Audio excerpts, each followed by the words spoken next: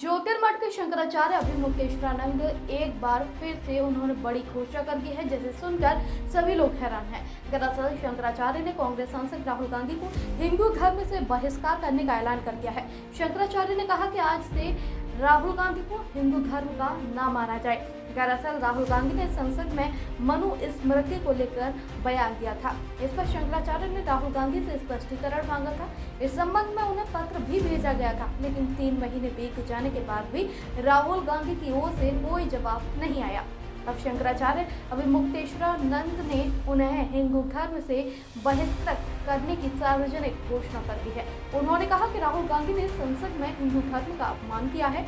उन्होंने कहा कि आपकी मनुस्मृति को मैं नहीं मानता, मैं संविधान को मानता हूँ, जबकि वास्तविकता ये है कि हर हिंदू और सनातन धर्म मनुस्मृति से संबंधित है। शंकराचार्य अभिमुक्तेश्वरानंद ने कहा कि तय हो गया है कि राहुल गांधी हिंदू धर्म के विरुद्ध काम कर रहे हैं। जनता के सामने ये स्पष्ट किया जाता है कि संभवतः वह हिंदू नहीं है, इसलिए आज से उन्हें हिंदू न माना जाए।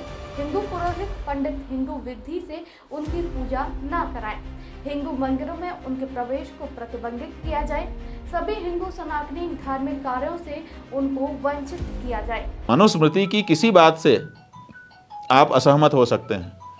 हो सकता है कि आपको समझ में ना आ रहा हो सकता है परिस्थितियों का बदलाव होने के कारण आपको बात अलग लग रही हो। आप ये कह सकते हैं कि मनुस्मृति की ये बात हमको समझ में नहीं आती है, हम इसको नहीं मान पा रहे हैं, इसमें कोई बाधा नहीं है। लेकिन आप मनुस्मृति को आक्षेप कर रहे हैं कि तुम्हारी किताब में लिखा है, मनुस्मृति में लिखा है। इसका मतलब है कि 2 बातें साफ हो गई। एक, उन्होंने ये कहा कि ये तुम्हारी किताब में लिखा है। तुम्हारी किताब शब्द बताता है कि मनुस्मृति को राहुल गांधी अपनी किताब नहीं मानते। अगर वो हिंदू होते तो मनुस्मृति को अपनी किताब मानते। जो भी हिंदू हैं वो मनुस्मृति को अपनी किताब मानते हैं। केवल मनुस्मृति को ही नहीं, 18 स्मृतियाँ हैं, उन 18 को हम अपनी किताब मानते हैं और वही धर्मशास्त्र कहलाता है। जो स्मृतियाँ हैं वही हमारा धर्मशास्त्र हैं और धर्मशास्त्र से ही निर्णय करके हम अपना जीवन आगे बढ़ाते हैं। उसमें मनुस्मृति सबसे प्रमुख है। तो मनुस्मृति हम हिंदुओं का धर्म ग्रंथ है, धर्मशास्त्र है। लेकिन वो कह रहा है खड़ा होकर के संसद में कि तुम्हारी किताब में, माने मेरी किताब नहीं है, वो तुम्हारी किताब है।